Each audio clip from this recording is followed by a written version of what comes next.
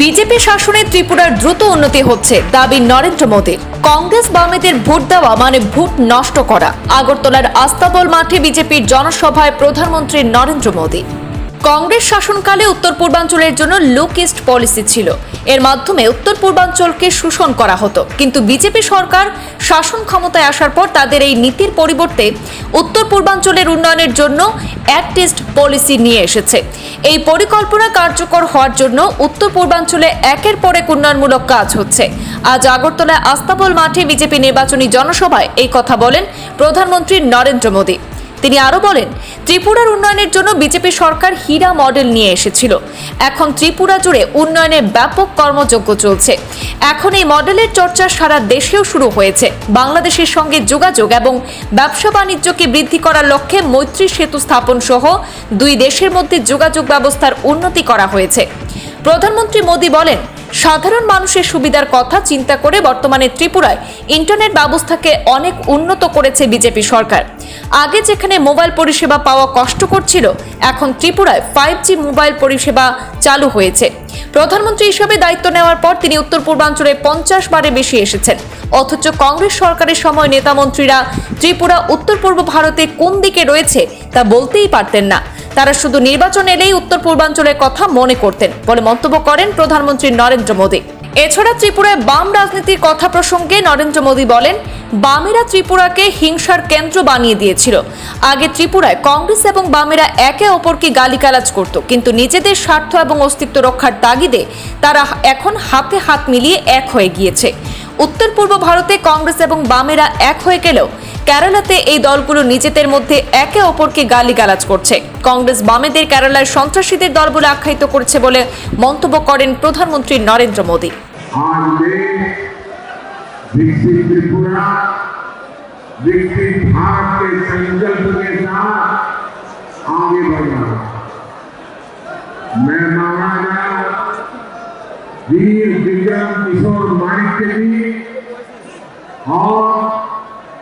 पद्मभूषण गंगा डारों भी जैसे महापुरुषों की धरती त्रिपुरा को प्रणाम करता। मैं सभी को रामनवमी की हार्दिक शुभकामनाएं देता। त्रिपुरा की जनता का ये समर्थन इस मैदान में जन सैलाब बता रहा है कि त्रिपुरा अब पीछे मुड़कर देखने वाला है।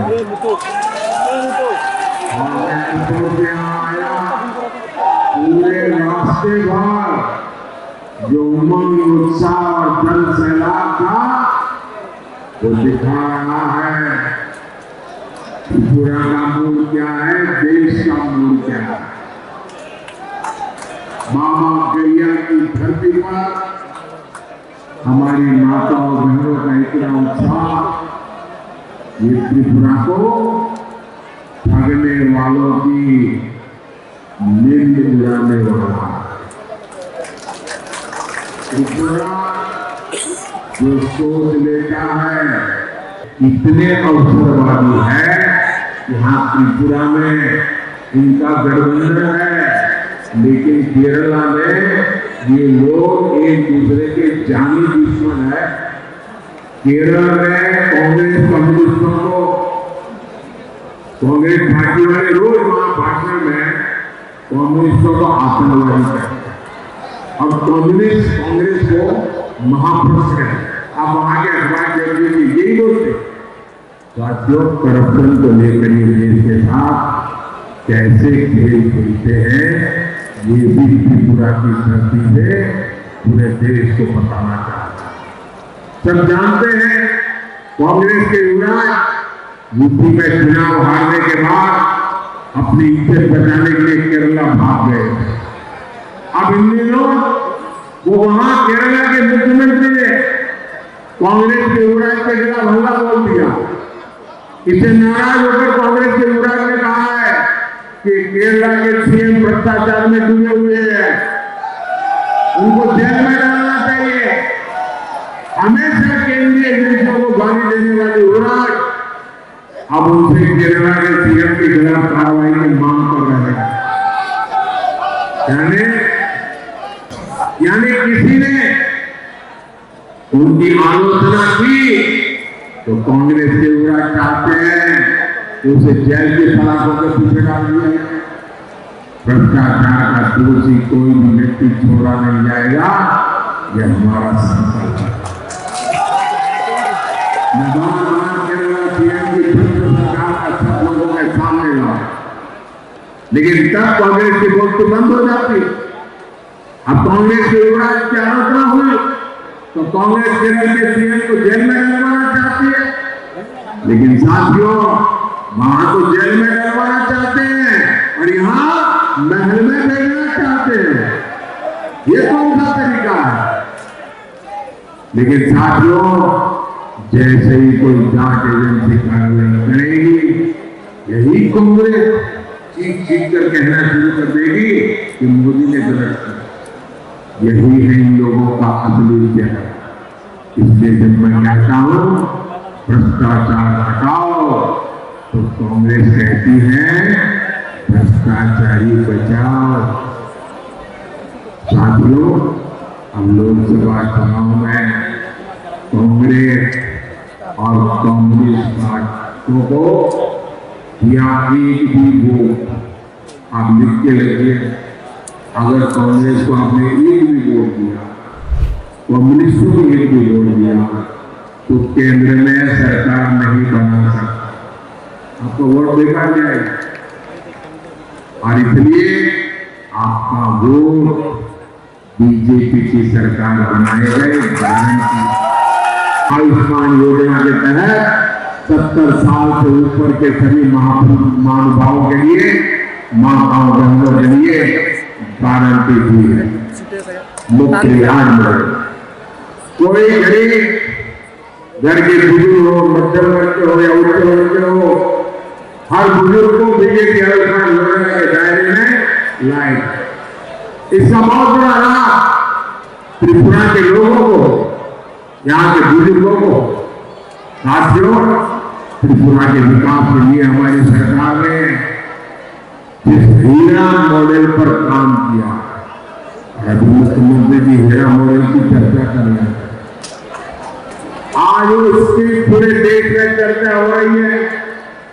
हीरा यानी हाईवे, इंटरनेट वे, रेलवे और एयरवे, SIRA।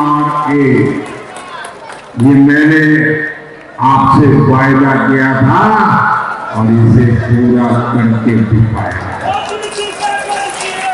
आप इसमें 3000 करोड़ रुपए की लागत से 4 लेन हाईवे का काम प्रगति किया।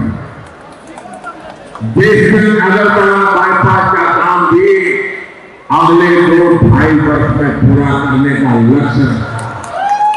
त्रिपुरा को बांग्लादेश से जोड़ने के लिए 2-3 साल पहले मैत्री सेतु की शुरुआत की गई है। एक समय था जब त्रिपुरा में मोबाइल के सिग्नल भी ठीक से नहीं आते थे, लेकिन अब त्रिपुरा में 5G सेवाओं का भी विस्तार हो रहा है।